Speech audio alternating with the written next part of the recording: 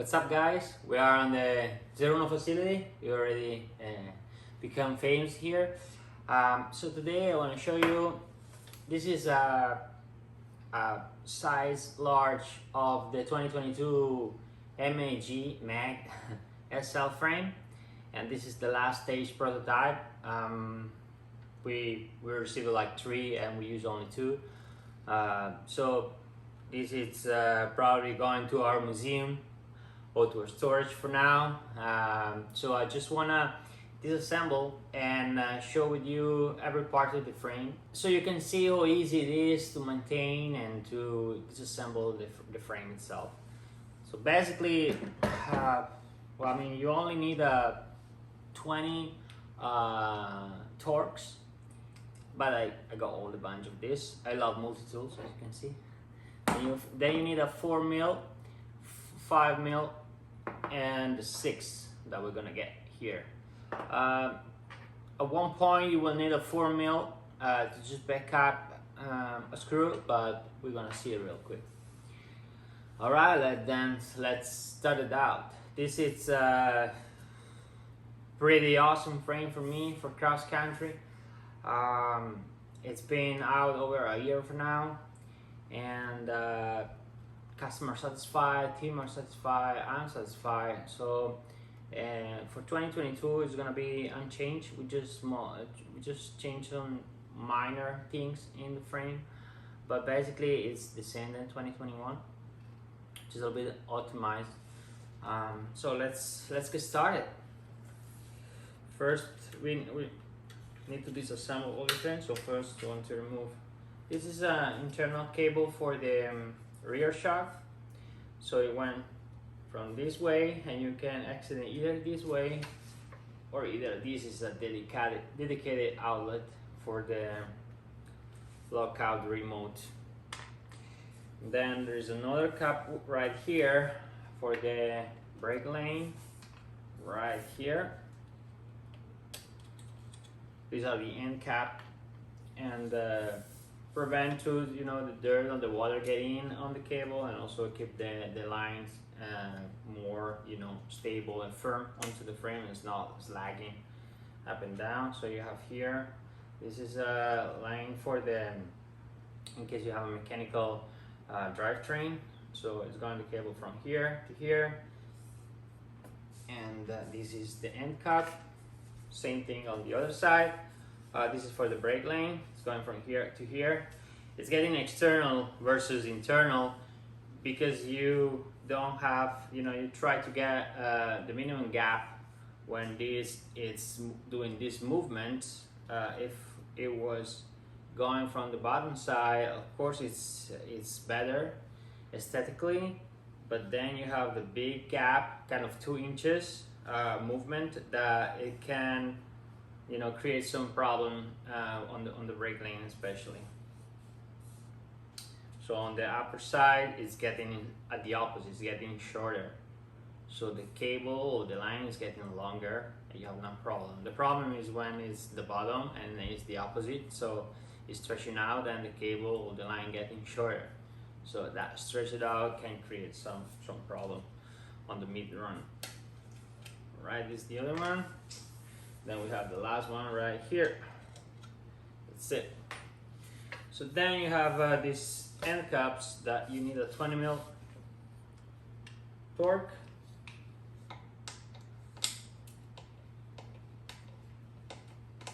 Just unscrew it real quick. On the Series 0 model, you have this screw in titanium. The other one is gonna be just steel. So like this, 2 option cable.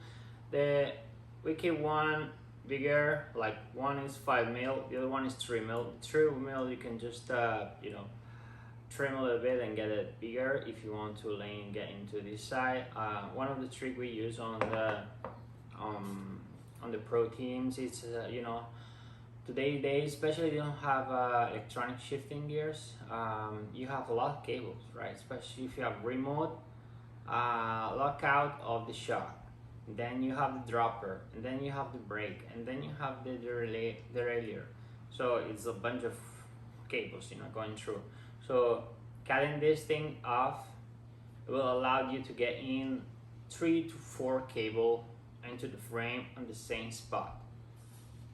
Then we use the shrink tube so that they can keep all the cable in one, and it looks very clean that way.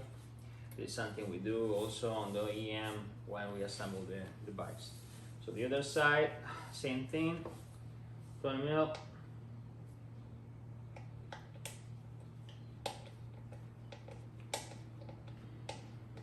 All right.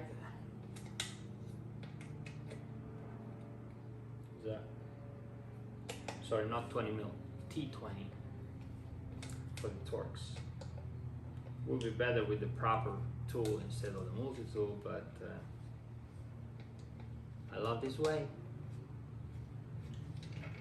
All right, here we go, the other one is done. We remove this one real quick. Seat clamp. Same thing, titanium screw and old and carbon fiber seat clamp for the Series Zero, aluminum and steel for the regular one. The spacer just to protect, and then you have the other T20 screw in the bottom side to get rid of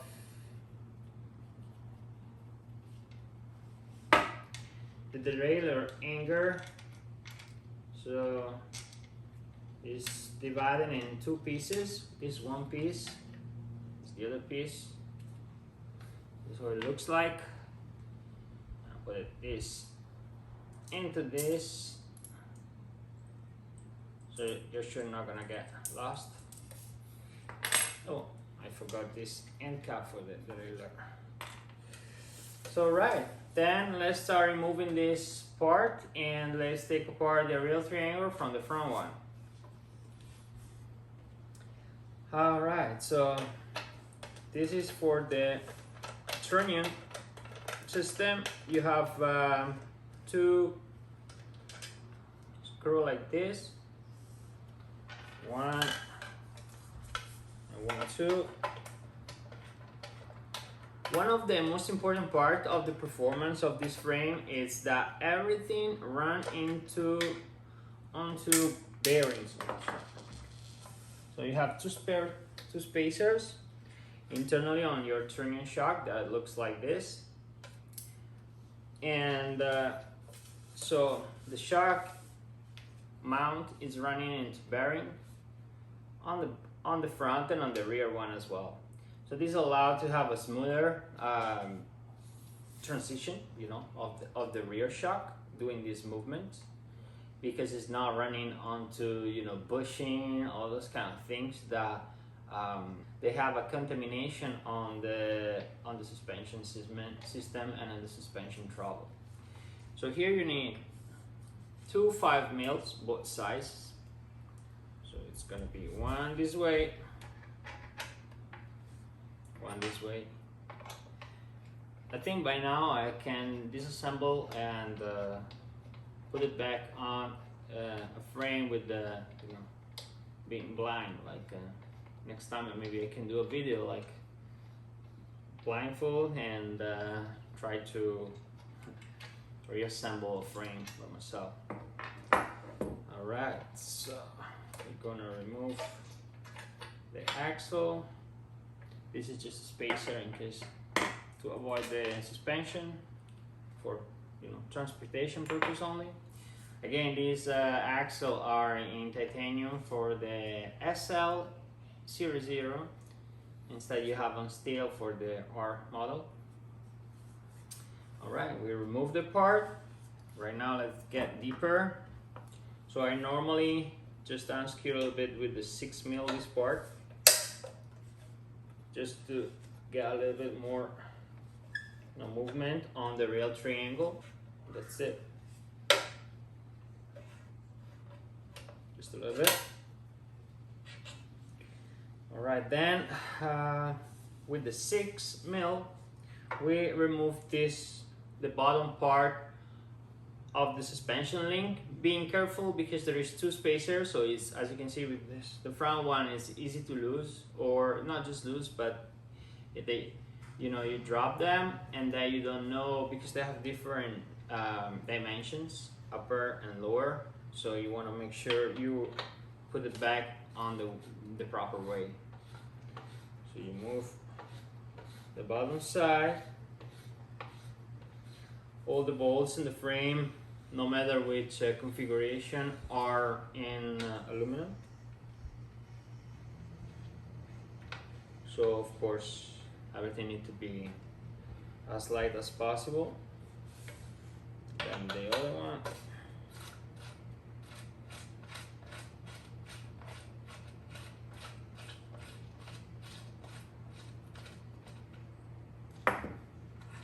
I see, alright. Aluminum and hollow bolts for the frame, pretty sick to me. Then you remove the spacer doing this thing.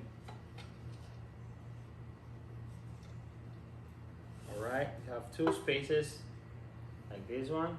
Maybe if you want to make sure you put it back on the right place, you can just put it into the bolt this way. So you make sure which one is which. And then the famous 4mm, you need to put it on the back, you know, this, to make sure you keep the screw in place while you're unscrewing with another 6mm on the front side.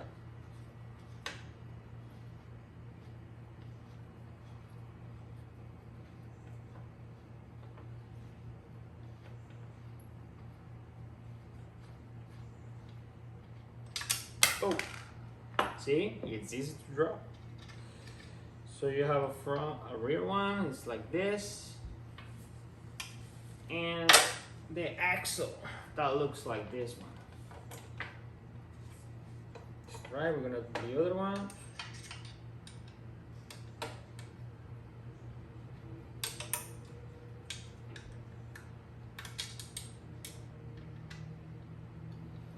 In the back and in the front, remember you have spacer on this point as well, so you don't want to drop them either.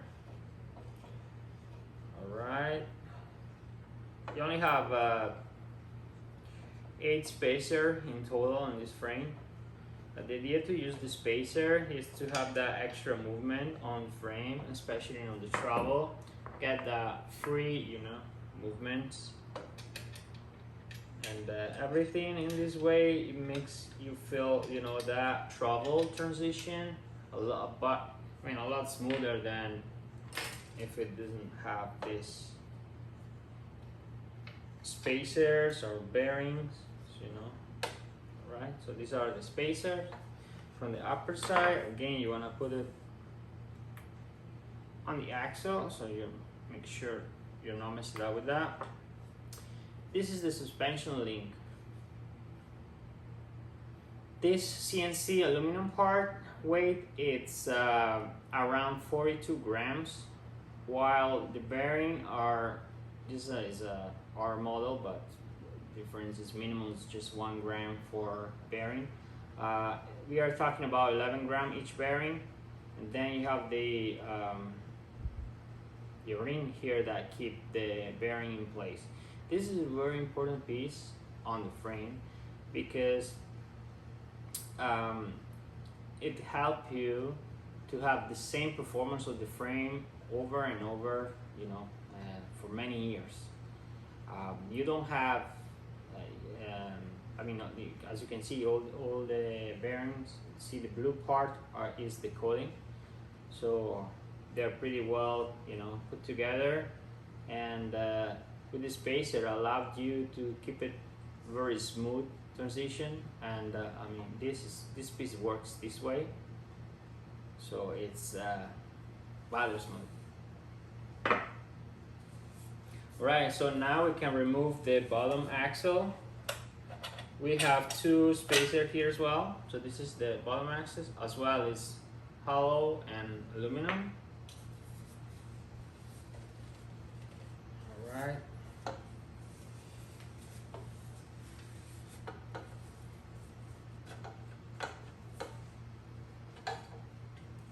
one spacer here, and the other one, the other side. So these are the two pieces. As you can see, it's you know, different kind of asymmetrical real triangle. This part is very, very important. This was the main gap between 2019 and 2021 at the end models, because it gives you the feeling that the upper sides, it's negative charge on about 9 millimeter. That helps you to keep the real wheel stick to the ground. It's not bouncing like this, and at the same time, if you stand on the pedals, it keeps you the bike, that feeling that's pushing forward. It's not, you know, seated down as a frame. And this is a very important piece on this new frame. All right, and this is the front triangle. This is how it looks like. See, everything it's running on bearings. Here you don't have bearings because you have it already on the suspension link, and here you have bearing as well. Of course, this solution is a little bit heavier. We are talking about 1800 grams for the frame without the shock, but it's the best way to go in terms of performance and you know, to make this thing run in the same way for a long time. We also have a lifetime warranty on the frame, so we totally believe in our product, we totally believe in what we do, and I hope you enjoy the video, and see you in the next one.